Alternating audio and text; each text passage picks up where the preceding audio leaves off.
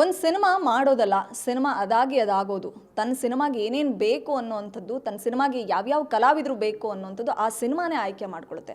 S, Bima cinema ಈ ಕಲಾವಿದನ ಆಯ್ಕೆ ಮಾಡ್ಕೊಳ್ತು. ಇಲ್ಲ, ಈ ಪಾತ್ರಕ್ಕೆ ಇದೇ ಕಲಾವಿದೆ ಬೇಕು ಅಂತ ದುನಿಯಾ ವಿಜಯ್ ಸರ್ ಮಾತ್ರ ಅಲ್ಲ, ಆ ಪಾತ್ರ ಕೂಡ ಈ ನಟಿಯನ್ನೇ ಎಕ್ಸ್ಪೆಕ್ಟ್ ಮಾಡ್ತು. ನಾನು ಯಾರ ಬಗ್ಗೆ ಮಾತಾಡ್ತಿದ್ದೀನಿ ಅಂತಂದರೆ, ಸೋಷಿಯಲ್ ಮೀಡಿಯಾದಲ್ಲಿ ಅಂದರೆ ಟಿಕ್ಟಾಕ್ನಿಂದ ಸಾಕಷ್ಟು ಜನಪ್ರಿಯತೆಯನ್ನು ಗಳಿಸಿ ಮಿಲಿಯನ್ ಮಂದಿಯ ಮನಸ್ಸು ಗೆದ್ದಂತಹ ಚೆಲುವೆ ಇವರು. ಸೊ ಮಲಯಾಳಿ ಕುಟ್ಟಿ, ಬಟ್ ಕನ್ನಡವನ್ನು ಅದ್ಭುತವಾಗಿ ಮಾತಾಡ್ತಾರೆ. ಎಸ್, ಇವ್ರ ಹೆಸರು ಐಶ್ವರ್ಯ ಅಂತ, ಬಟ್ ಇವರು ಸೋಷಿಯಲ್ ಮೀಡಿಯಾದಲ್ಲಿ ಆ್ಯಶ್ ಮೆಲೋ ಅಂತಲೇ ಫೇಮಸ್ಸು. ನಿಮಗೆ ಐಶು ಅಂದರೆ ಗೊತ್ತಾಗಲ್ಲ, ಆ್ಯಶ್ ಮೆಲೋ ಅಂದರೆ ಬಹುಶಃ ಎಲ್ರಿಗೂ ಗೊತ್ತಾಗುತ್ತೆ. ಈಗ ನನ್ನೊಟ್ಟಿಗಿದ್ದಾರೆ, ಭೀಮಾ ಸಿನಿಮಾದ ಬಗ್ಗೆ, ಅವರ ಕರಿಯರ್ ಬಗ್ಗೆ ಸಾಕಷ್ಟು ಮಾತಾಡೋದಿದೆ, ಅವ್ರನ್ನ ಮಾತಾಡಿಸ್ತಾ ಹೋಗ್ತೀನಿ. ಹಾಯ್ ಮೇಡಮ್, ಹೇಗಿದ್ದೀರಾ? ಚೆನ್ನಾಗಿದ್ದೀನಿ, ನೀವು ಚೆನ್ನಾಗಿದ್ದೀರಾ? ಚೆನ್ನಾಗಿದ್ದೀನಿ.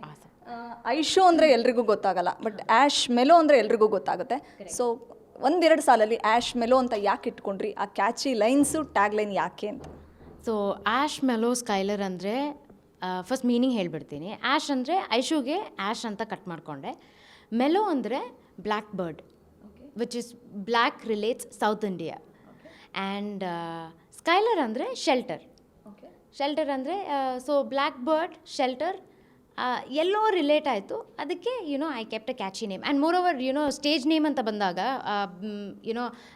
Let's welcome Ash Mello, next performer Aishwarya ಅಂತ ಕರೆಯೋಕ್ಕಾಗಲ್ಲ, ಹಂಗಂದರೆ ತುಂಬ ಬ್ಲಂಟ್ ಆಗಿಬಿಡುತ್ತೆ.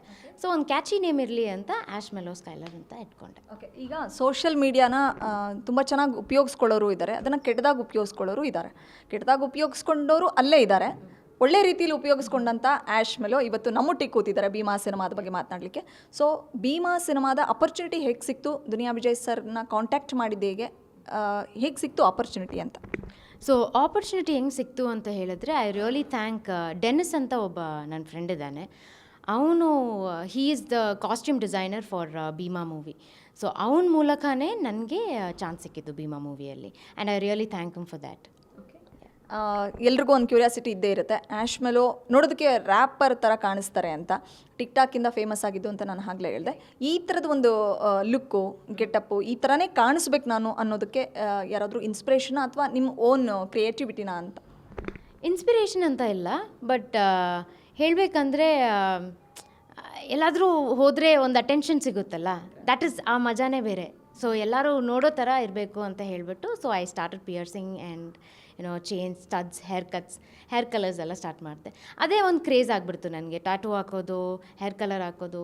ಆದರೆ ರುಟೀನಲ್ಲಿ ಐ ಜಸ್ಟ್ ಎವ್ರಿ 2 months ನಾನು ಹೇರ್ ಕಲರ್ ಚೇಂಜ್ ಮಾಡ್ತಾನೆ ಇರ್ತೀನಿ, ಆ ಥರ. ನಾನು ಕೇಳಲೇಬೇಕು, ನೀವು ಮಲಯಾಳಿ ಕುಟ್ಟಿ, ಸೊ ಎಲ್ಲ ಭಾಷೆಗಳನ್ನು ತುಂಬ ಅದ್ಭುತವಾಗಿ ಮಾತಾಡ್ತೀರಾ. ಅದಕ್ಕಿಂತ ಹೆಚ್ಚಾಗಿ ನಮ್ಮ ಕನ್ನಡವನ್ನು ಅದ್ಭುತವಾಗಿ ಮಾತಾಡ್ತೀರಾ. ಸೊ ಎಷ್ಟು ವರ್ಷದಿಂದ ನೀವು ಬೆಂಗಳೂರಲ್ಲಿ ಸೆಟ್ಲ್ ಆಗಿರೋದು? ಸೊ ಅದ್ರ ಬಗ್ಗೆ ಮಾತಾಡೋದಾದ್ರೆ. ಸೊ ನಾನು ಸ್ಕೂಲಿಂಗ್ ಎಲ್ಲ ಮಾಡಿದ್ದು ಬ್ಯಾಂಗ್ಳೂರಲ್ಲೇ, ಕಾಲೇಜ್ ಕೂಡ ಬ್ಯಾಂಗ್ಳೂರಲ್ಲೇ, ಹುಟ್ಟಿದ್ದು ಚಿಕ್ಕಮಂಗ್ಳೂರಲ್ಲಿ. ಬಟ್ ನಮ್ಮ ಅಜ್ಜ ತಾತ ಎಲ್ಲ ಇರೋದು ಕೇರಳದಲ್ಲಿ.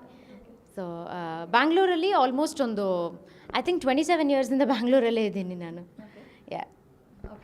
ಈಗ ಹೇಳಿದ್ರಿ ಭೀಮಾ ಸಿನಿಮಾದಲ್ಲೇ ಸಿಕ್ಕಂಥದ್ದು ಹೇಗೆ ಅಪರ್ಚುನಿಟಿ ಸಿಕ್ತು ಅಂತ. ಬಟ್ ಗ್ಯಾರಂಟಿ ನ್ಯೂಸ್, ಸುದ್ದಿ ಖಚಿತ, ನ್ಯಾಯ ನಿಶ್ಚಿತ.